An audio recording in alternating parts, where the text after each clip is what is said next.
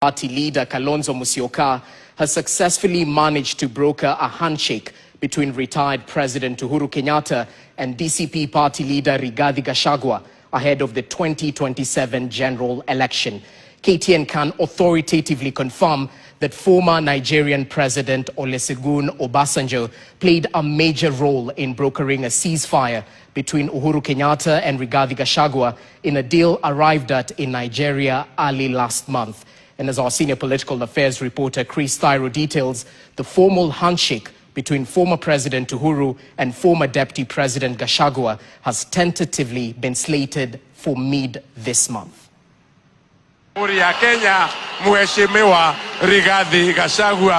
Things between the two leaders appear to have nose-dived during the swearing-in of the Kenya Kwanza administration at the Kasarani Stadium, when former Deputy President Rigathi Gachagua launched a scathing attack on former President Uhuru Kenyatta, almost going personal, tainting him as a failure in his leadership in his presence.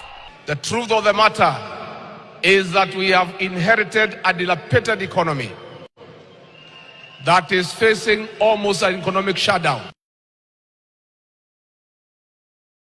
I will defend my family, right?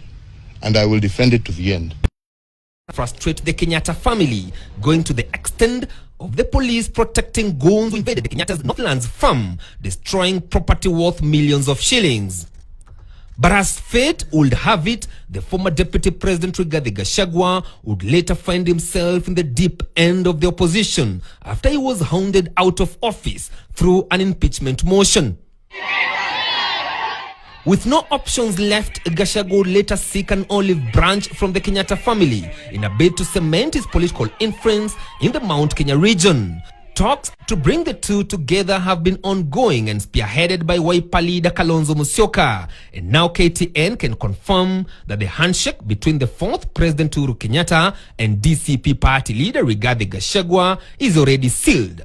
According to the inner circles in the united opposition, the deal was sealed in Nigeria at the beginning of this year. The former president and Wiper leader Kalonzo Musyoka quietly held a high-level meeting with former Nigerian President Olusegun Obasanjo at the sidelines of the prestigious Future Africa Leaders Awards in Lagos, Nigeria. It is said that Obasanjo, who is one of Africa's most influential elder statesmen, played a major role in brokering the deal. That is said that Uhuru agreed for a formal handshake with DCP party leader Rigathi Gachagua. Secretary General nengo kuwera. Kule ni, maodo masio mahede siwele kuthoma mtandao, adone dioe, anaro igaro gamereire Jubilee, mararu Magachagua naku mararu more ogen. Edi kwenda maodo masio mage kodi. We cannot sit back and see you use your protein kumkosea heshima Rais Uhuru Kenyatta. Na mimi nikiwa kiongozi wa mlima ni jukumu langu kulinda watu ya mlima akiwemo Rais Uhuru Kenyatta ambaye ni kiongozi wetu. And with that in place, what remains now is the formal handshake between the two leaders who initially were friends turned political foes. At some point, Gachagua was Uhuru's personal aide.